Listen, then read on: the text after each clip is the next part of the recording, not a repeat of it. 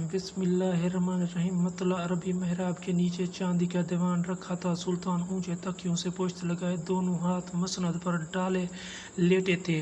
कान के पास जर्द अमामे से निकले हुए खिचड़ी बाल चमक रहे थे। नीम खफ्ता सी आंखें खला में कुछ ढूंढ रही थीं। ऊंची सतों नाक के नीचे महीन होंठ थोड़ी थोड़ी देर के बाद कांप उठते। चमई रंगत सर्द हो गई थी। नीचे खुद मलिकुल आदिल खड़े अयादत करने वालों की पुरजोश बदनज़मी को संभाले हुए थे। फिर गफलत तारी हो गई। दाखिला मुस्तरद कर दिया गया और हुक्म हुआ कि कसर दमिश्क के तमाम मैदानों और बागों के सिलसिलों पर पहरा खड़ा कर दिया जाए ताकि बाबुल दाखिला तक किसी की रसाई ना हो सके।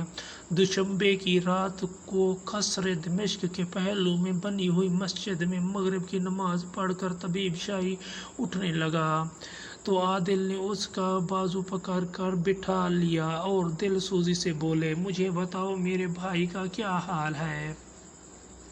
अब मेरे पैरों के नीचे की ज़मीन हिलने लगी है। आलमुल गैब तो सिर्फ एक ही ज़ात है। नैबुल सल्तनत गुलाम अपने इल्म और तजर्बे की बिना पर सिर्फ इतना ही कह सकता है कि कल तक इंशाअल्लाह होश आएगा, और अगर कल का दिन टल गया तो आलम इस्लाम के सर पर मंडलाती हुई क़यामत टल गई। आज की रात, क्या आज की रात? आज की रात भारी है। नैब सल्तनत मुद्दतों की बेइंतहा थकान ने जिस्म की कुव्वत सलब कर ली है, जिससे दवाइयों का असर कबूल नहीं करता है। दिमिश्क में मौजूद तमाम बड़े तबीबों का गुलाम ने मशवरा लिया है।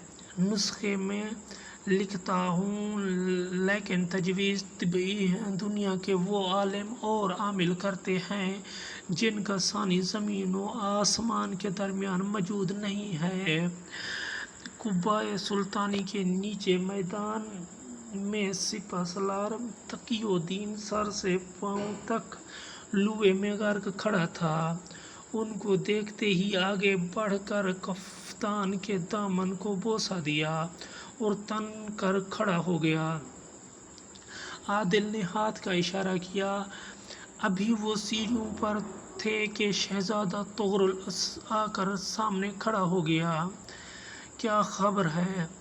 मिस्र के अमीरुल बहर ये इत्तला लेकर दर दौलत पर हाजिर हुआ है कि तोड़कर बार किए जाने वाले 200 जंगी जहाज़ों से लदे हुए खच्चर आर्मीनिया की सरहद के करीब पहुंच रहे हैं। आदिल ने थोड़े तवक्कुफ के बाद फैसलाकुन लहजे में जवाब दिया।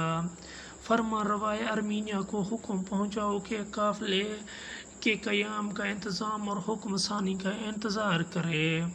सारी रात हुकूमत के अहम दफातर शमाओं की मध्यम रोशनी में टिमाते रहे। परछाओं की तरह इंसान आते जाते रहे। डाक के घोड़े और कबूतर ज़मीन व आसमान पर हवा की मानद उड़ते रहे।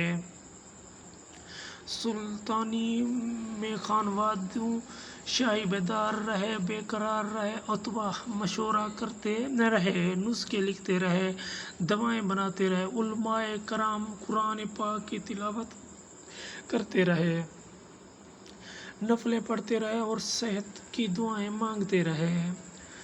सूरज की किरणें फूटते ही सुल्तान ने अंगड़ाई और आंखें खोल दी। तबस्सुम फरमाया, जिसने चेहरे पर रोशनी कर दी। बगैर किसी का सहारा लिए तकियों पर कहनियाँ टेक कर नीम दराज हो गए। तयम्मुम किया, कज़ा नमाज अदा की। सलाम फेर कर देखा तो आदिल आदाब शाही अदा कर रहे थे। अपने पास बुलाया, एक हाथ उनके और दूसरा शहजादा अजीज़ के हाथ में दे दिया। चारों तरफ से बरसती हुई सेहत की मुबारकबाद पर मुस्कुराते रहे। वो उसे दवा से भरा हुआ शौब का प्याला उनके दस्ते मुबारक में थमाकर فرمایا کہ نور الدین محراب کے قریب آ کر اداب شاہی ادا کرنے لگا۔ عادل کا اشارہ پا کر ان کے قریب گیا اور عادل کے کان پر منہ رکھ کر سرگوشیاں کرنے لگا۔ عادل کے چہرے پر شکنیں رینگنے لگیں۔ پھر وہ نفی میں گردن ہلا کر سلطان کی طرف متوجہ ہو گئے۔ سلطان نے عادل سے پوچھا، کیا ہے؟ عادل نے قدر تامل کے بعد عرض کیا، روم کا اسقف جو اپنی کرامتوں کی وجہ سے ساری عیسائی دنیا میں مشہور ہے، بیت المقدس کی زیارت کرتا ہوا دمشق آیا ہے اور دین پناہ کی حضوری کا خواہشگار ہے، لیکن طبیب خاص قبول کی گئی۔ عادل اپنا جملہ مکمل کیے بغیر کھڑے ہو گئے۔ طبیب اور عالم ایک دوسرے کا منہ دیکھتے رہے۔ تھوڑی دیر میں شہزادے اور امرا اس طرح اپنے اپنے مرتبے کے مطابق کھڑے ہو گئے کہ دالان نے دربار کی صورت اختیار کر لی۔ خاص برادروں کا ایک پیدل دستہ اپنے زرکار لباس اور جڑاؤ ہتھیار پہنے آیا اور کمان کی طرح دالان کے سامنے کھڑا ہو گیا۔ مملوک شہ سواروں کا ایک پہرہ مرمری سیڑھیوں کے دونوں طرف دور تک پھیل گیا۔ باب الداخلہ سے کوپا شاہی تک سنگین راستے پر دونوں طرف سے سوڈان کے مشہور نیزہ باز قائم ہو گئے۔ پھر ترکمانوں کے جلوں میں پادریوں کا ایک گروہ طلوع ہوا۔ سب کے آگے آگے اسقف تھا۔ وہ سیاہ نفیس ریشم کی ٹخنوں تک لمبے جتے دباغت کسے ہوئے سرخ چمڑے کی پاپوش پہنے تھا۔ گلے میں بھاری 24 صلیب توق کی مانز پڑی تھی۔ برف کی طرح سفید ریشمی داڑھی دمشق کی خوشگوار ٹھنڈی ہوا سے لرز رہی تھی۔ دونوں شانوں پر گھنگریالی کاکلیں پڑی تھیں۔ سفید ابروں، سفید پلکوں اور نیم وارسوں آنکھوں پر ربانت کا تقدس برس رہا تھا۔ خاص برادروں کی صف سے گزرتے ہی اسقف کی نگاہ سلطان پر پڑی۔ اس نے جوانوں کی سی پھرتی سے سینے پر سلیب بنائی اور بوڑھے گھٹنوں پر کھڑا ہو گیا۔ محراب میں کھڑے ہوئے عادل نے آگے بڑھنے کا اشارہ کیا۔ ہر چیز کا جائزہ لیتی ہوئی ہوشیار آنکھیں اب صرف ہمارے سلطان پر مرکوز تھیں۔ وہ چاند کے 2 گز اونچے ایوان پر تکیوں کے سہارے نیم دراز تھے۔ نصب پر جس پر دور دراز زرد محمل کے صدر سے کفتان کا گلو بند نظر آ رہا تھا۔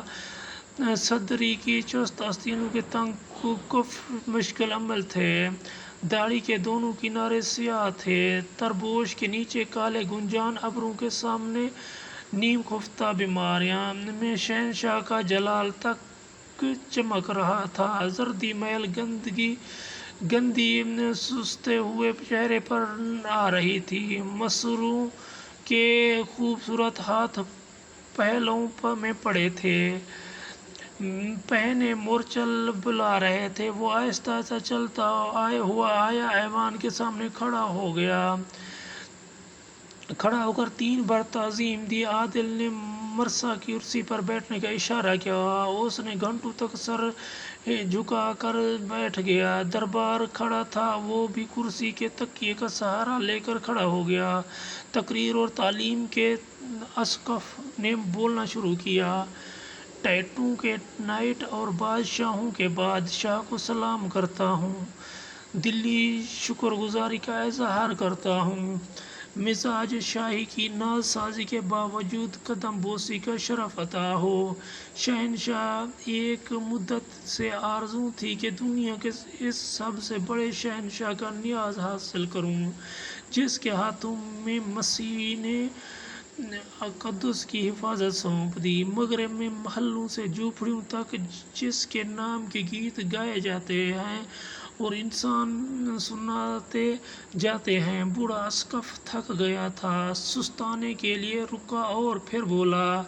دمشق پہنچ کر علم ہوا کہ سلطان اعظم علیل ہیں اور بڑے بڑے امیر بازیابی کی سعادت سے محروم ہیں۔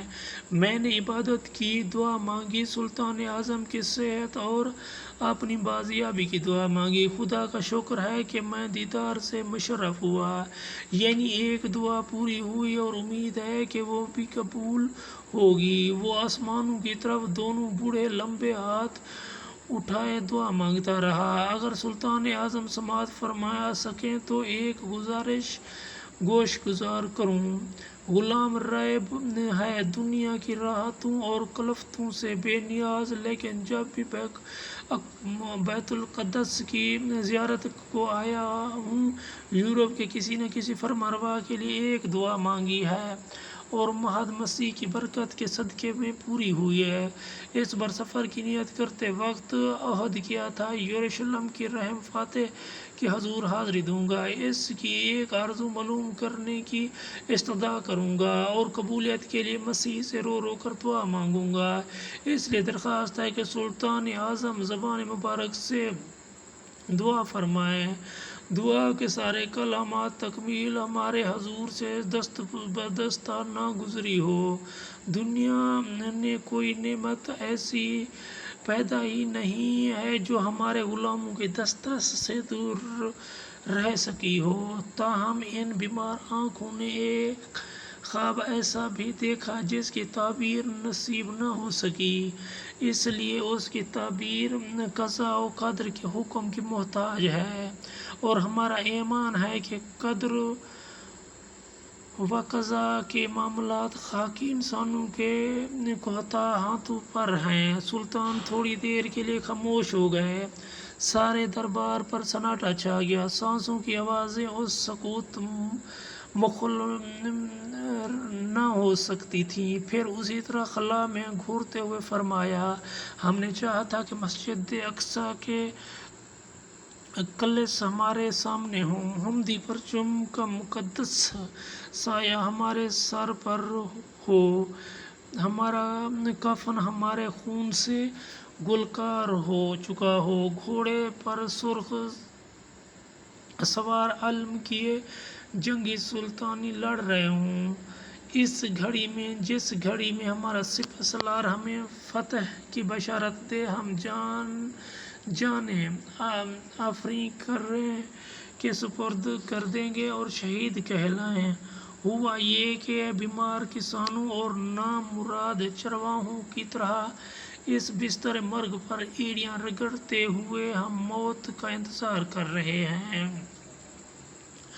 معلوم نہیں کہ وہ کون سی خطا سرزد ہوئی جس کی پاداش میں اس شخص کی یہ موت دی گئی جو 26 برس تک دشمن کی صفوں میں شہادت ڈھونڈتا پھرا ہو۔ سلطان نے گردن گھمائی، اسقف کی مرعوب آنکھوں میں آنکھیں ڈال کر شاہانہ جلال سے فرمایا، جس یورپ کے 5 بادشاہوں کی لاکھوں تلواریں ہماری ایک خواہش کو پورا نہ کر سکیں، اس کے ایک بوڑھے پادری سے ہم کیا مانگیں گے؟ نائب سلطنت دین پناہ، جب تک یہ سلطنت ایوبی کی حدود میں ہمارے مہمان اور سلطان نے اپنا دایاں ہاتھ بڑھا دیا، روب سلطانی سے بدحواس اسقف نے دونوں ہاتھوں سے دست مبارک کو تھام لیا۔ Please subscribe and share the AJ Voice channel. جزاک اللہ خیر۔